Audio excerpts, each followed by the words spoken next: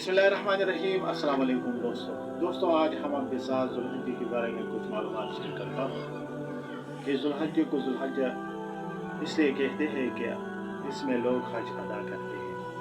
اللہ تبارک و تعالیٰ نے اس ذوالحجہ کو بہت فضیلت عطا فرمایا ہے۔ اس کے پہلے عشرے کو اللہ تبارک و تعالیٰ نے بہت سے فضائل اور بہت سے کرامات عطا کی ہیں۔ اللہ تبارک و تعالیٰ نے قسم بھی کھایا ہے۔ اللہ تبارک و تعالیٰ نے ارشاد فرمایا والفجر ولیال عشر۔ اللہ تبارک و تعالیٰ فرماتے ہیں ہمارے قسم ہے اس فجر پر جس پر لوگ قربانی کرتے ہیں، اور وہ راتوں پر جو عشرے کے پہلے رات ہے اس پر ہمارے قسم ہے۔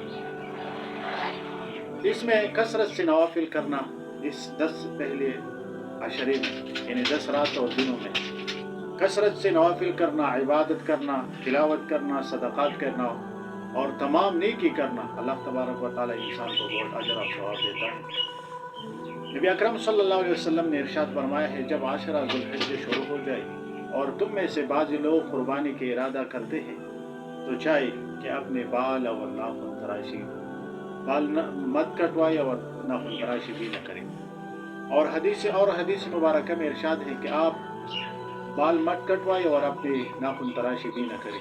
تو معلوم ہوا دوستوں کہ اللہ تبارک و تعالیٰ نے اس عشرے ذوالحجہ کو بہت فضائل عطا کی ہے کہ ذوالحجہ میں پہلے عشرے کے راتوں کو شب بیداری کرے، اور دوسرا نمبر اس میں کثرت سے ذکر اور اذکار کرے، اس میں اپنے بال مت کٹوائے اور اپنے ناخن تراشی بھی نہ کرے۔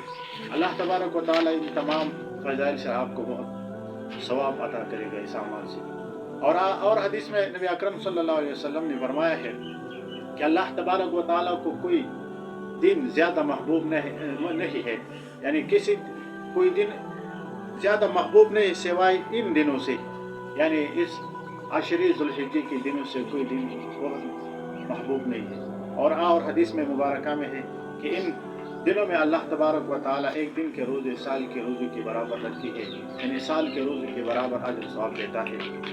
اور ان دنوں کے ایک رات کا قیام لیلۃ القدر کے قیام کے برابر ہے، یعنی ایک رات کی عبادت کرنا، تلاوت کرنا، نوافل کرنا، اس کے تمام ایک لیلۃ القدر کی رات کی عبادت کے برابر ہے۔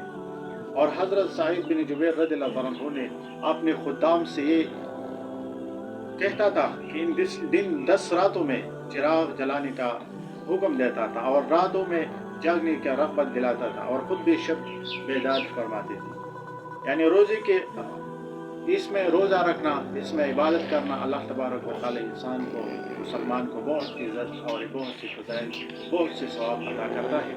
کہ اللہ تبارک و تعالی ہم اور آپ کو نصیب کرے، اور اللہ تعالی ہم کو عبادت کرنے کی توفیق عطا فرمائے۔ وما علینا الا البلاغ۔